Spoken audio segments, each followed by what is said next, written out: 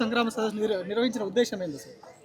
2023 మేలో ఈ సరూర్ నగర్ స్టేడియం వేదికగా ఆ రోజు కాంగ్రెస్ పార్టీ రాహుల్ గాంధీ గారి నేతృత్వంలో, రేవంత్ రెడ్డి గారి నేతృత్వంలో యూత్ డిక్లరేషన్ ఇచ్చింది. యూత్ డిక్లరేషన్ కాస్త ఈరోజు యూజ్లెస్ డిక్లరేషన్గా మారిపోయింది. యూత్ డిక్లరేషన్లో ఇచ్చినటువంటి ఏ ఒక్క హామీ కూడా ఇప్పటివరకు నెరవేర్చలేదు. Job calendar కాకెత్తుకపోయింది. 2 లక్షల ఉద్యోగాలు అన్నారు, ఏ ఏడాదో ఇప్పటివరకు చెప్పుతలేరు మీరు. మెగా డిఎస్సీ అన్నారు, మెగాస్టార్ సినిమాలు వస్తున్నాయి కానీ మెగా డిఎస్సీ మాత్రం రావడం లేదు. ఎస్సీ ఎస్టీ బీసీ బ్యాక్లాగ్ పోస్టుల భర్తీ అన్నారు, హైడ్రా పేరు మీద ఎస్సీ ఎస్టీ బీసీ ఇండ్లను మీరు కూలుస్తున్నారు కానీ వాళ్ళ పోస్టులను మాత్రం భర్తీ చేయడం లేదు. ప్రైవేటు కంపెనీల్లో స్థానికులకు రిజర్వేషన్లు అన్నారు, ప్రైవేట్ కంపెనీలు అన్నీ పక్క రాష్ట్రాలకు తరలిపోతున్నాయి. స్కూటీలు అన్నారు, లూటీ చేస్తూ ఉన్నారు. ఏ ఒక్క హామీ నెరవేర్చలేదు. కాబట్టి ఏ సరూర్ నగర్ స్టేడియంలో అయితే మీరు యూత్ డిక్లరేషన్ ఇచ్చిందో ఆ సరూర్ నగర్ స్టేడియం వేదికగానే మీకు డెత్ డిక్లరేషన్ రాయడానికి ఈరోజు కేటీఆర్ గారు సంగ్రామ సదస్సు నిర్వహించారు. ఒక్క పిలుపునిస్తే రాష్ట్ర నలుమూలల్లో ఉన్నటువంటి యువకులు, విద్యార్థులు, ఉద్యోగార్థులు, నిరుద్యోగులు పెద్ద ఎత్తున ఇక్కడికి రావడం జరిగింది. కాంగ్రెస్ పార్టీ అంటున్నది బీఆర్ఎస్ వాళ్ళు తప్పుదోవ పట్టిస్తున్నారు, వాళ్ళ తప్పిదం వల్లనే ఇప్పుడు నిరుద్యోగులు ఉన్నారని చెప్తారు. సరే, మేము తప్పు చేసినాం, మేమేం ఉద్యోగం ఇవ్వలే, మరి నువ్వేం ఇచ్చినావు చెప్పరాదు? కేటీఆర్ గారు సవాల్ చేసింది కదా, వాళ్ళు 1,00,000 ఇచ్చినామని చెప్తున్నారు. ఒకడేమో 1,00,000 ఇచ్చిన, ఒకరు 1,00,000 అంటారు, ఒకరు 60,000 అంటారు, ఒకరు 70,000 అంటారు, ఒకరు 80,000 అంటారు, ఒకరు 90,000 అంటారు. మీరు ఏమైనా ఉండాలి, ఎన్ని ఉద్యోగాలను ఉంటాలా? వాళ్ళు సంపాదించినటువంటి 1,000 కోట్ల ఆస్తి ఇది, దుర్మార్గపు సొమ్ము, అక్రమ సొమ్ము. ఒకడేమో మేము 50,000 కోట్లు, ఒకడు 60,000 కోట్లు, ఒకడు 70,000 కోట్లు, ఒకడు 80,000 కోట్లు సంపాదించినాము అక్రమ సొమ్ము అని చెప్తున్నారు. మీకు అర్థమైతే ఉద్యోగాలు అనుకుంటాను. మీరు నిజంగా 67,000 ఉద్యోగాలు ఇచ్చినట్టయితే నువ్వు వచ్చి సరూర్ నగర్ స్టేడియం వేదికగా, అశోక్ నగర్ చౌరస్తా వేదికగా, దిల్షు నగర్ చౌరస్తా వేదికగా నువ్వు రుజువు చేయాలి. ఒకవేళ రుజువు చేయలేదనుకో, ఈ అశోక్ నగర్ చౌరస్తాలో, దిల్షు నగర్ చౌరస్తాలో నువ్వు, మీ అధినాయకుడు పప్పు రాహుల్ గాంధీ ఇద్దరు కలిసి ముక్కు నేలకు రాకాలి. బీఆర్ఎస్ యువ సంగ్రామ సదస్సు అనేది నిరుద్యోగులను మీదకు మలుపుకుంటేందుకు పెట్టిరా, లేకపోతే వాళ్ళకు ఒక అండగా నిలిచేందుకు పెట్టిరా? తెలంగాణ రాష్ట్రాన్ని సాధించినటువంటి పార్టీ బీఆర్ఎస్ పార్టీ. నాడైనా నేడైనా ఏనాడైనా తెలంగాణ గడ్డకు అన్యాయం జరిగినా, తెలంగాణ బిడ్డకు కష్టం వచ్చినా ఆ అన్యాయాన్ని ప్రశ్నించేది, ప్రతిఘటించేది, దానిపైన పోరు సలిపేది బీఆర్ఎస్ పార్టీ. ఆ బిడ్డల్ని కాపాడుకునేది బీఆర్ఎస్ పార్టీ. కాబట్టే ఈరోజు సంగ్రామ సదస్సును మేము నిర్వహించినాము. ఈ సంగ్రామ సదస్సు కాకముందే గత నెల రోజులుగా దిల్సుఖ్నగర్ వేదికగా వేలాది మంది నిరుద్యోగులు వచ్చి రోడ్డెక్కి రోధిస్తూ ఉన్నారు. వాళ్ళని నిత్యము వాళ్ళని అరెస్ట్ చేస్తూ ఉన్నారు, వాళ్ళను మరి కేసుల పాలు చేస్తూ ఉన్నారు. కాబట్టి వాళ్ళకు భరోసా కల్పించడానికి ఈ సందర్భంగా మేము సంగ్రామ సదస్సు పెట్టినాం. ఎన్నికలకి ఇంకా సమయం ఉంది కదా, ఇప్పుడే సంగ్రామం ఎందుకు? అరే, రాబోయే ఎన్నికల గురించి ఆలోచించేటువంటి వాడు రాజకీయ నాయకుడు, రాబోయే తరం గురించి ఆలోచించేటువంటి వాడు నిజమైనటువంటి నాయకుడు.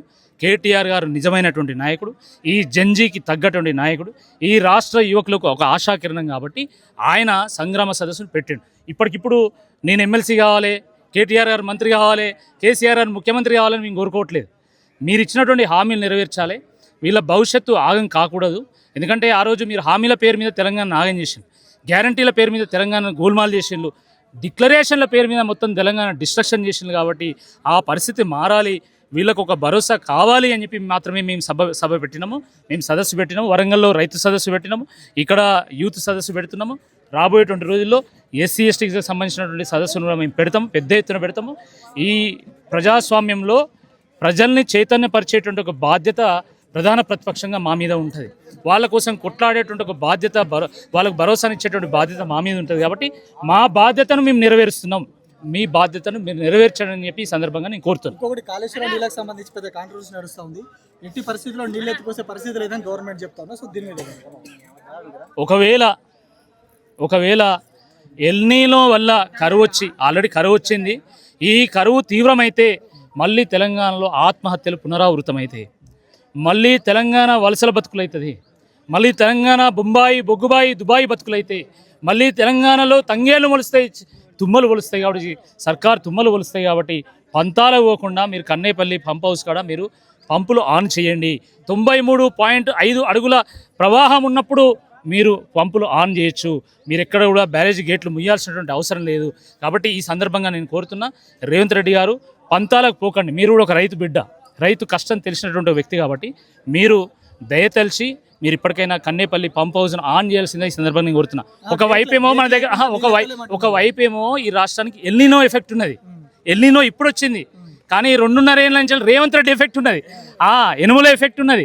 ఆ ఎనుముల ఎఫెక్ట్ వల్ల, ఈ ఎల్నినో ఎఫెక్ట్ వల్ల రాష్ట్ర భవిష్యత్తు మొత్తం మరి దిక్కులేని భవిష్యత్తుగా తయారయ్యేటువంటి అవకాశం ఉంది కాబట్టి ఇంత ప్రమాదంలో ఉన్న కేసీఆర్ గారు తెలంగాణకు రక్ష అని చెప్తారు, తెలంగాణకు కేసీఆర్ ఉంటే చాలు అని చెప్తారు. ఎందుకు కేసీఆర్ గారు బయటకు వస్తారు? తెలంగాణకు శ్రీరామ రక్ష ఎప్పుడైనా బీఆర్ఎస్ పార్టీయే.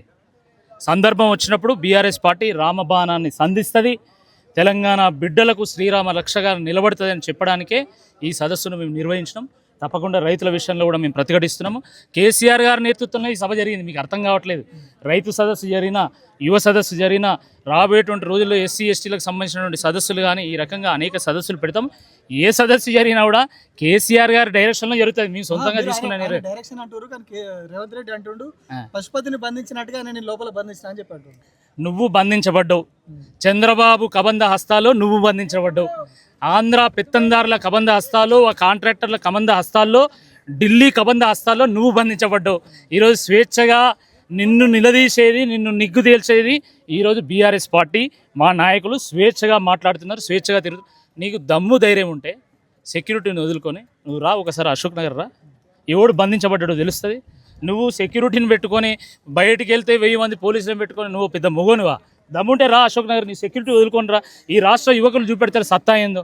కాబట్టి ఈ దిక్కుమాలిన పుండకోరు ముచ్చట్లు మానుకోవాలి. ఫైనల్గా ఒక ప్రశ్న, ఎప్పుడైతే అసెంబ్లీ ఎన్నికల సమయంలో కాంగ్రెస్ పార్టీ ఎక్కడెక్కడ ఏ సభలు పెట్టిందో, ఏ డిక్లరేషన్ చేసిందో అదే జాగాలలో సభలు పెట్టుకుంటూ వస్తారు. అంటే సేమ్ మెథడ్ ఫాలో అయ్యి మళ్ళీ అధికారంలోకి వస్తే ఉపయోగమేనా? 100% కదా, 100% కదా. ఏ పార్టీ అయినా, ఏ నాయకుడైనా మాట మీద నిలబడాలి. ప్రజాస్వామ్యంలో ప్రజలకు ఇచ్చినటువంటి మాట మీద నిలబడితే ప్రజలే వాళ్ళని శిక్షిస్తారు.